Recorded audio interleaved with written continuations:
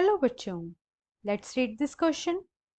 The question says, highlight any 3 steps taken by India towards making it federation. हमारा question हमसे पूछ रहा है हमें 3 ऐसे स्टेप्स बताने हैं जिसके थ्रू इंडिया जो है एक फेडरेशन के तरफ रुख कर रहा है। आइए अपना आंसर देखते हैं। हमारे आंसर का की कॉन्सेप्ट है Federalism is a system of government in which the power is divided between a central authority and various constituent units of the country. Federalism एक ऐसा सिस्टम ऑफ गवर्नमेंट होता है जिसके अंदर जो पावर है उसको डिवाइड किया जाता है सेंट्रल अथॉरिटी के बीच में और कॉन्स्टिट्यूएंट यूनिट्स यानी स्टेट्स के बीच में। उसे हम फेडरलिज्म कहते हैं। अब आइए स्टेप्स देख लेते हैं कि क्या स्टेप्स लिए गए हैं इंडिया के थ्रू।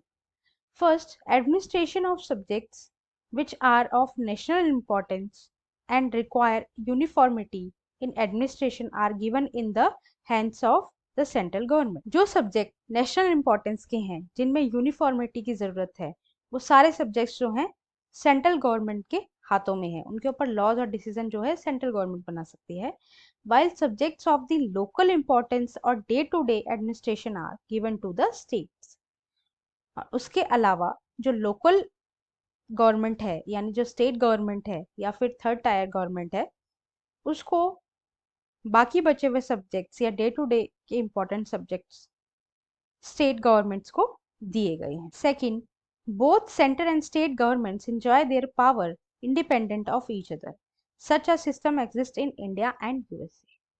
दोनों ही पावर्स यानी चाहे वो स्टेट गवर्नमेंट हो फिर चाहे वो सेंट्रल गवर्नमेंट है वो अपनी पावर्स को जो है इंडिपेंडेंटली यूज करते हैं, एंजॉय करते हैं। और ऐसा सिस्टम जो है इंडिया में भी देखा जाता है और ऐसा सेम सिस्टम जो है यूएसए में भी देखा जाता है। दोनों ही कंट्रीज जो हैं एक फेडरल कंट्रीज हैं।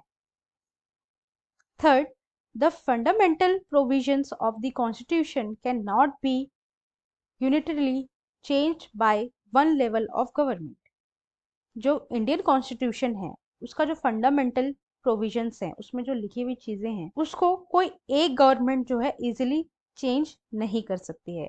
Such changes requires the consent of both the levels of government. ऐसे चेंजेस के लिए जो है दोनों लेवल ऑफ गवर्नमेंट का कंसेंट होना जरूरी है इंडियन कॉन्स्टिट्यूशन में अमेंडमेंट के लिए या फिर चेंज के लिए। Fourth, the federal system has dual objectives to safeguard and promote unity of the country.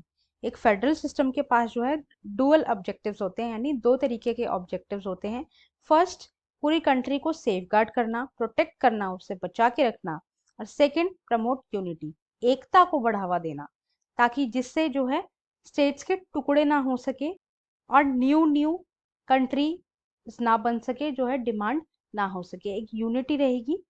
क्योंकि वर्ल्ड लेवल पे यूनिटी होना किसी भी कंट्री में एक बहुत बड़ी इंपॉर्टेंस की बात होती है। छोटे छोटे स्टेट्स रहेंगे, टुकड़े हो जाएंगे तो वो इतनी ज्यादा स्ट्रॉन्ग कंट्री नहीं कहलाएगी जितना एक छोटे छोटे स्टेट से बनके एक कंट्री या एक फेडरेशन हो वो ज्यादा पावरफुल होगी वर्ल्ड लेवल पे। While at the same time accumulate regional diversity, और उसी सेम टाइम पे जो है रीजनल डाइवर्सिटी को भी इम्पोर्टेंस दी जाएगी। क्योंकि एक कंट्री में बहुत तरीके की रीजनल डाइवर्सिटीज होती हैं, बहुत तरीके के डिफरेंसेस होते हैं, उससे जो है यूनिटी बनाना थोड़ा डिफिकल्ट होता है, बट फेडरलिज्म के थ्रू इस यूनिटी को बनाया जा सकता है। राइट, सो ये कुछ स्टेप्स थे जो इंडिया ने लिए इंडिया को एक फेडरल स्टेट बनाने के लिए। Hope you understood. Thank you and best of luck.